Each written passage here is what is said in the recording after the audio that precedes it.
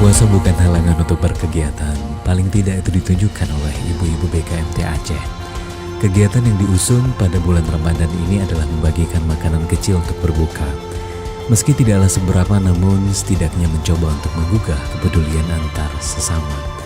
Perumahan di sekitar dekat dengan tempat pembuangan sampah atau TPA Kampung Jawa dari lokasi yang dituju guna mewujudkan niat mulia ini. Terlihat beberapa anak kecil sedang santai di depan rumah langsung mengerumuni istri PLT Gubernur Aceh, Diah R. Tidawati, yang saat itu langsung menenteng sendiri panganan kecil yang akan dibagikan tersebut kepada masyarakat sekitar. Tidak banyak harapan yang diberikan kecuali semoga kegiatan ini bermanfaat dan kiranya Allah memberi kelapangan bagi mereka untuk mencari rezeki di bulan yang penuh dengan rahmat ini.